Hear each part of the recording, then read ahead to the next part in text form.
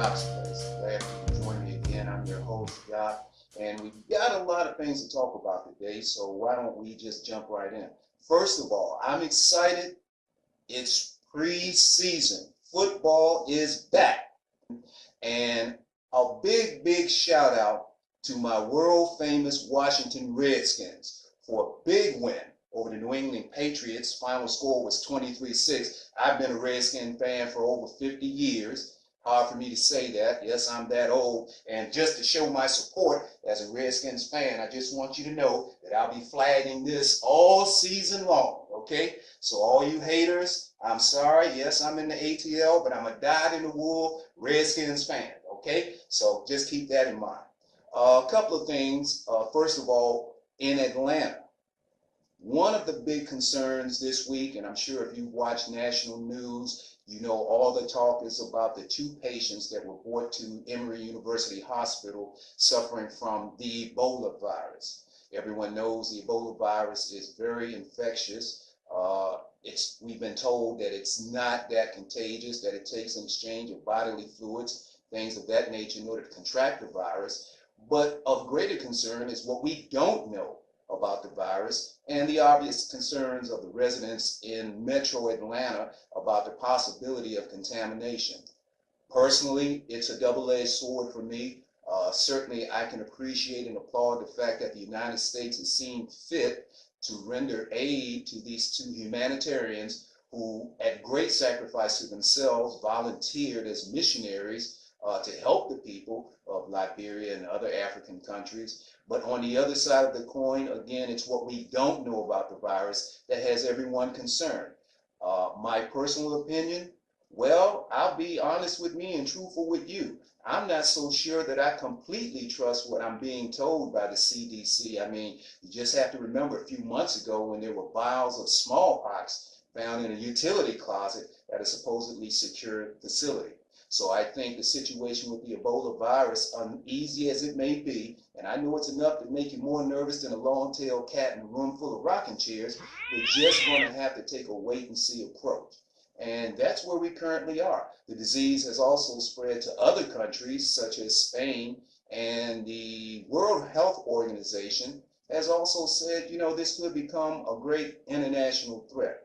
So I guess to be forewarned is to be forearmed, and we're just going to have to do our best to carefully and closely monitor the results and see what the final resolve will be. And I hope the final resolve won't be as final as one would think. Okay, moving right along, I do have one issue here in the Metro Atlanta area, which is of great concern to me personally. And that issue has to do with justice. In January of this year, a Mr. Arthur Pelham was discovered on the back porch of the residence where he was being cared for by Mrs. Dale L. Smith.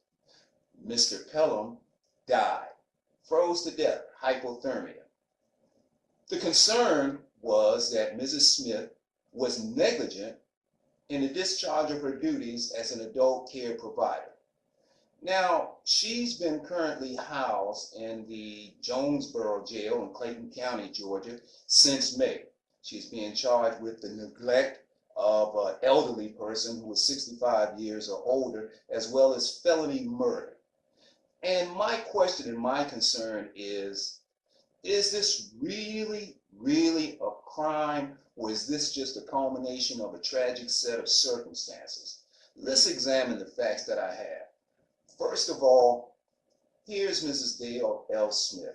She's been a caretaker not only for this patient, but for other patients for a number of years, approximately 9 to 10 years. Never been any incidents whatsoever. In the case of Mr. Pelham, she's accused of willfully denying him access to the home and thereby causing his death. On the date in question in January, the temperature was 27 degrees. Now that's pretty cold. There are neighbors who said they saw Mr. Pelham out in this extreme weather, and he allegedly related to them that he was not able to gain access to the residence where he was housed. Okay, well, let's just closely examine that. One of the neighbors stated that Mr. Pelham advised her that Mrs. Smith would not allow him in the house. Now, when I stop and consider Mrs. Smith, let's just look at a couple of things. She's 71 years old, and as I said earlier, she's been providing home health care, adult care, for almost the last decade. Never a problem. And I have to ask myself, what type of human being would willfully deny a person access to their own domicile? I find that tremendously hard to believe. Secondly, these neighbors who said that they did see this man, when he told them that he could not gain access to the house, not one of them, not a single one, tried to aid and assist him by going to the residence themselves. Now, the circumstances surrounding Mr. Pelham even being out in the elements are as follows. On a regular basis, Mr. Pelham attended Sarah's day adult care. This is an adult care facility for the day, probably having arts, crafts, and other activities. Mr. Pelham has been diagnosed with bipolar and schizophrenic disorder, and that's why he was in the care of Mrs. Smith. On this particular day, Sarah's adult care failed to pick him up. They never picked him up. Over and beyond that, they never notified Mrs. Smith that they weren't picking him up. Now, one of the things I have to ask myself, and one of the things you should ask yourself is, in what way, shape, form, or fashion is Sarah's adult daycare culpable and responsible in this tragic set of circumstances? I've been told that they do not operate when Clayton County schools are closed, and that certainly Clayton County schools on this day, because of inclement weather, were in fact closed. But isn't there an obligation on the part of Sarah's adult daycare to notify patients, patient caregivers, that they won't be providing transportation for that particular day? Now, I'm not saying in any way that Sarah's adult daycare is directly responsible. I'm simply speaking of a moral obligation to notify the caregiver that the patient won't be picked up. My information is that on prior occasions when there were mechanical problems with transportation, Sarah's daycare did notify the caregivers that they wouldn't be picking patients up. So when it comes to this instance, I think that certainly it should be closely looked at as far as the responsibility of Sarah's adult daycare. In the instance of Mrs. Smith, certainly one would expect her as a caregiver to use due diligence in the discharge of her duties. On the day in question, it was another routine day. After leaving Mr. Pelham to be picked up by Sarah, Mrs. Smith went about her daily routine as per usual of simply watching TV in the back of the house. Mr. Pelham allegedly knocked on the door, and again, no one answered. Well, I'll ask you this. How many times have you been sitting in a room with your spouse, engrossed in watching television, and they're within 5 feet of you, and they say something to you, and you're completely oblivious to what they've said? I think it happens to us all. In this particular case, I don't think there should be a rush to judgment. I think in this particular case, the circumstances, as tragic as they are, the death of Mr. Pelham, as unfortunate as it may be, I think warrants a closer examination of the set of circumstances which culminated in his death.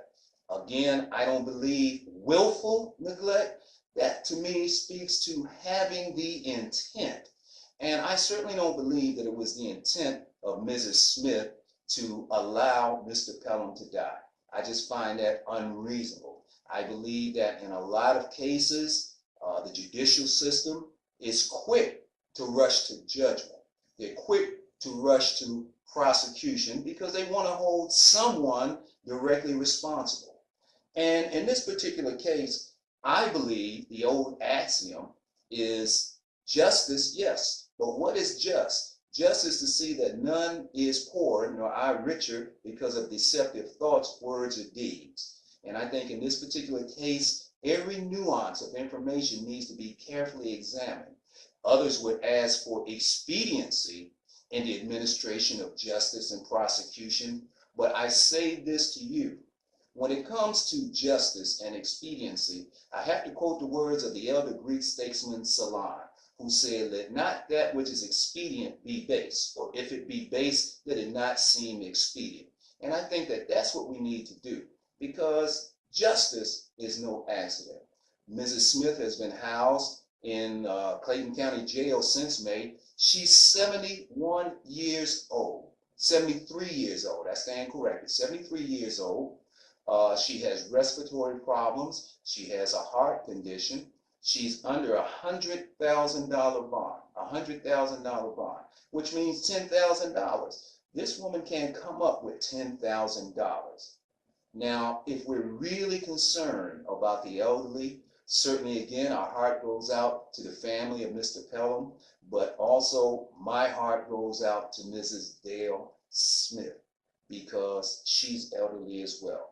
So I would say to each of you, carefully consider. There is a website, I believe, that's set up, youcaring.com, for contributions and donations in an effort to raise the $10,000 needed in order to effect a bond for Mrs. Smith. And I would encourage every listener within the sound of my voice to give what you can. Give what you can, because this is certainly a case that warrants a lot of consideration. A lot of consideration. Listen, my name is Doc. Please consider the facts. And remember, justice is no accident. Peace out.